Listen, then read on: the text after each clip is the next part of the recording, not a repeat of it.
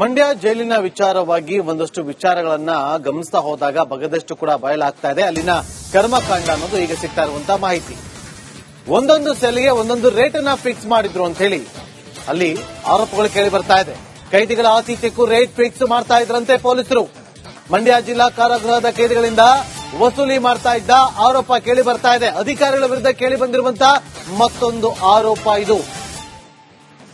ಕೈದಿಗಳ ಆತಿಥ್ಯಕ್ಕೆ rate fix ಮಾಡಲಾಗ್ತಾ ಇತ್ತು. ಜೈಲು ಅಧಿಕಾರಿಗಳು ರೇಟ್ ಅನ್ನ ಫಿಕ್ಸ್ ಮಾಡ್ತಾ ಇದ್ರು. ಪನಿಷ್ಮೆಂಟ್ ಸೆಲ್ ಇಂದ ಹೊರಬರಲು ಇಂತಿಷ್ಟೇ ಅಂತೇಳಿ ರೇಟ್ ಅನ್ನ ಕೂಡ ಫಿಕ್ಸ್ ಮಾಡ್ತಾ ಇದ್ರಂತೆ.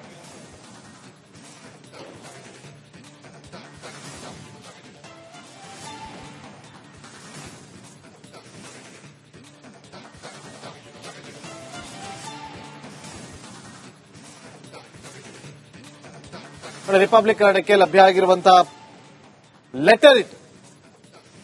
ಕೈದಿಗಳ ಒಂದೊಂದು ಸೆಲ್ಗೂ ಒಂದೊಂದು ರೇಟ್ ಅನ್ನ ಫಿಕ್ಸ್ ಮಾಡಿದ್ದಾರಂತೆ. 15 ಮಂದಿ ಯುಟಿಪಿ ನಂಬರ್ ಜೊತೆ ಹೆಬ್ಬೆಟ್ಟು ಮುದ್ರೆ ಇರುವಂತಹ ಪತ್ರ ರಿಪಬ್ಲಿಕ್ ಕನ್ನಡಕ್ಕೆ ಲಭ್ಯ ಆಗಿದೆ.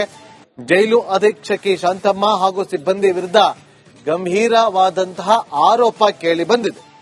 ಜೈಲಲ್ಲಿ ಸವಲತ್ತು ಕಲ್ಪಿಸಲು ಒಂದೊಂದು ರೇಟ್ ಇತ್ತು ಅಂತ ಹೇಳಿ ಈಗ ಆ ಒಂದು ಪತ್ರದಲ್ಲಿ ಉಲ್ಲೇಖವನ್ನ ಮಾಡಲಾಗಿದೆ.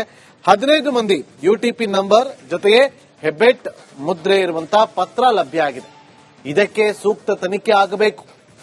ಈ ಪತ್ರ ಯಾರು ಬರೆದಿದ್ದು, ಯಾವ ಕಾರಣಕ್ಕೋಸ್ಕರ ಬರೆದಿದ್ದು, ಇಲ್ಲಿ ಕಾರಾಗೃಹದಲ್ಲಿ ಒಂದೊಂದು ಸೆಲ್ಗೆ ಒಂದೊಂದು ರೇಟ್ ಅನ್ನ ಫಿಕ್ಸ್ ಮಾಡ್ತಿದ್ರಾ, ಇದೆಲ್ಲವೂ ಕೂಡ ತನಿಖೆಯಿಂದ ಗೊತ್ತಾಗಬೇಕು. ಮತ್ತಷ್ಟು ಮಾಹಿತಿಯನ್ನ ಕೊಡೋದಕ್ಕೆ ನಮ್ಮ ಮಂಡ್ಯ ಪ್ರತಿನಿಧಿ ಆನಂದ್ ಫೋನ್ ಸಂಪರ್ಕದಲ್ಲಿದ್ದಾರೆ. ಆನಂದ್, ಏನಿದು ಜೈಲಿನ ಕರ್ಮಕಾಂಡದ ಆರೋಪ?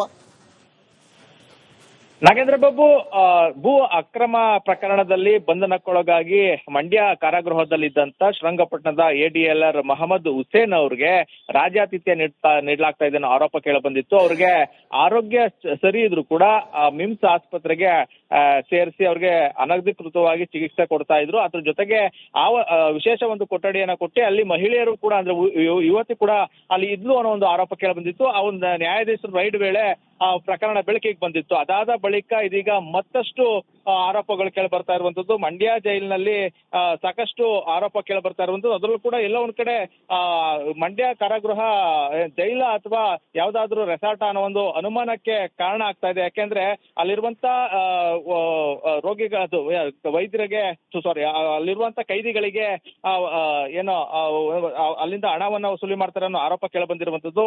ಕಾರಾಗೃಹದ ಅಧಿಕಾರಿಗಳು ಅವರಿಂದ ಹಣವನ್ನ ವಸೂಲಿ ಮಾಡ್ತಾರೆ. ಅದ್ರ ಜೊತೆಗೆ ಒಂದೊಂದು ಸೆಲ್ಗೂ ಒಂದು ಪ್ರತ್ಯೇಕವಾದ ರೇಟ್ ಕಾರ್ಡ್ ಅನ್ನ ಫಿಕ್ಸ್ ಮಾಡಿದ್ದಾರೆ ಅನ್ನೋ ಒಂದು ಆರೋಪ ಕೇಳಿ ಬಂದಿದೆ. ಅದರಲ್ಲೂ ಕೂಡ ಓಕೆ, ಥ್ಯಾಂಕ್ ಯು ಆನಂದ್ ನಿಮ್ಮೆಲ್ಲ ಮಾಹಿತಿಗಾಗಿ.